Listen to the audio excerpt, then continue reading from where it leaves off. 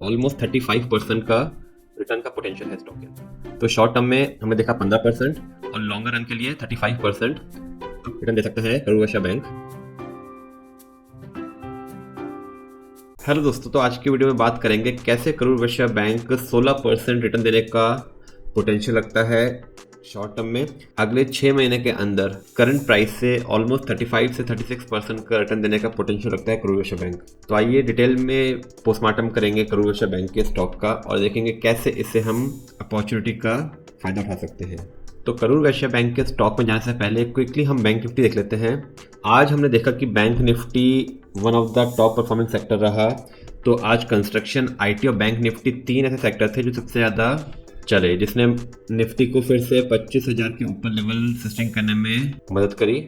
और specifically bank Nifty देखें तो बैंक निफ्टी ने एक हाई बनाया था जो था 54,647 का, और जो था इस पॉइंट पे लो दिखाया जो 50,194 के लेवल का था। इस लेवल पे बैंक निफ्टी ने एक मेजर सपोर्ट लिया, और ये 50,194 एक इम्पॉर्टेंट सपोर्ट इसलिए भी है क्योंकि पास्ट में देखेंगे तो इन दोनों कैंडल्स को देखिए, यहीं से मार्केट ने रिवर्सल किया था और ये था अगस्त का फेज, और जहाँ से एक रैली आई थी यहीं पे फाइनली बैंक निफ्टी ने सपोर्ट किया।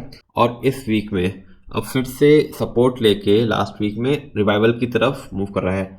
अब अगर मार्केट एक स्ट्रॉन्ग बेस बना लेता है, निफ्टी अगर 25,200 के ऊपर सस्टेन करता है आने वाले हफ्ते में, तो यहाँ से मार्केट फिर से एक अप मूव देने का पोटेंशियल रखेगा और अपने लाइफ टाइम हाई की तरफ जाने की कोशिश करेगा, जिसका फायदा सबसे ज़्यादा बैंक निफ्टी को होएगा क्योंकि बैंक निफ्टी एक रिबाउंड जस्ट स्टार्ट हुआ है और यहाँ से एक अच्छा अपसाइड पोटेंशियल नजर आता है।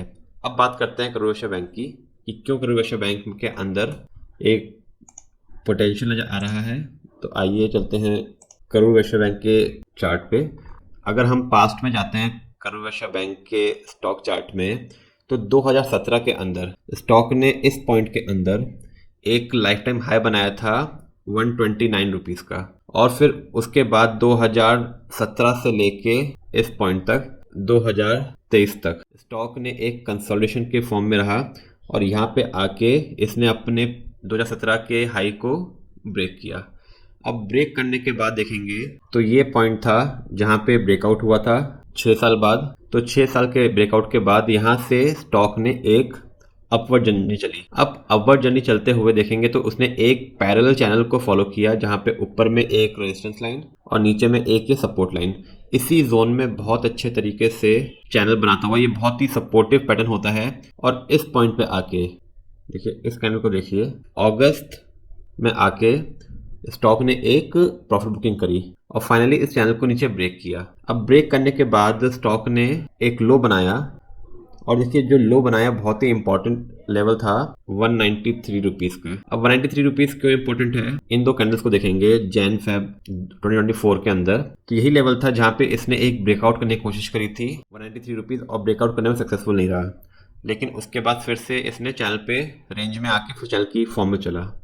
अब जब ये फाइनली यहाँ ब्रेकआउट हुआ तो इसने फिर से इसी पॉइंट पे आके 193 रुपीज़ पे आके सपोर्ट लिया, और नाई सपोर्ट लिया, रिवर्सल लिया, और आज देखें तो एक अच्छे वॉल्यूम के साथ में स्टॉक ने रिबाउंड करने की कोशिश करी है सपोर्ट लेके। और दोस्तों, अगर आपने चैनल अभी भी लाइक एंड सब्सक्राइब नहीं किया है तो प्लीज़ लाइक एंड सब्सक्राइब, ताकि ऐसे और वीडियोस आप तक रेगुलरली पहुंच सके, क्योंकि इस चैनल पे हम ऐसे स्टॉक्स के बारे में बात करते हैं जो ब्रेकआउट या ब्रेकडाउन दिखाने का पोटेंशियल रखते हैं, और फिर हम उसको वैलिडेट करते हैं कि क्या हमारी स्टडी सही रही। अब यहाँ से एक इमीडिएट, अगर मार्केट सपोर्टिव रहते हैं इस वीक के अंदर, तो अगले 1 महीने के अंदर ये स्टॉक कोशिश करेगा अपने, तो अब यहाँ से स्टॉक केवल रिबाउंड ही नहीं करेगा, अगर मार्केट फिर से 25,000 के ऊपर सस्टेन करता है मार्केट निफ्टी और अपने लाइफ टाइम हाई की तरफ जाने की कोशिश करता है, तो यहाँ से स्टॉक फिर से अपना जो लाइफ टाइम हाई था जो था 232 रुपीज़, इसके पास जाने की कोशिश करेगा। और अगर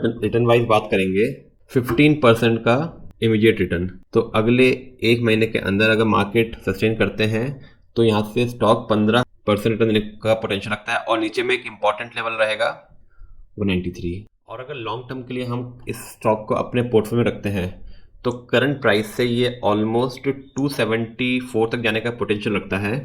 इसका मतलब करंट प्राइस से ऑलमोस्ट 35% का रिटर्न का पोटेंशियल है स्टॉक के अंदर।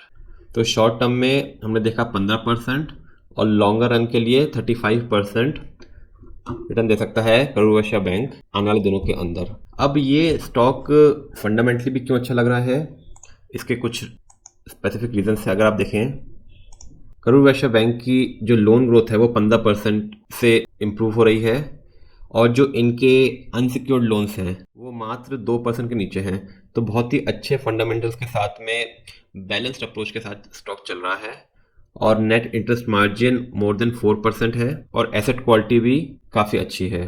तो इन प्रोस्पेक्ट की वजह से करूर वैश्य बैंक एक अच्छा कैंडिडेट लग सकता है स्टॉक ऑफ द मंथ के प्रोस्पेक्ट से। और दोस्तों, पिछले वीडियो में हमने बात की थी कि कैसे सिप्ला का स्टॉक एक ब्रेकडाउन दिखाने का कैंडिडेट लग रहा है। तो अगर आपके पोर्टफोलियो में है या आप ट्रेडर हैं, उस वीडियो जरूर देख सकते हैं ताकि आप सिप्ला के टारगेट जान के अकॉर्डिंगली अपने वाइज डिसीजन ले सकें।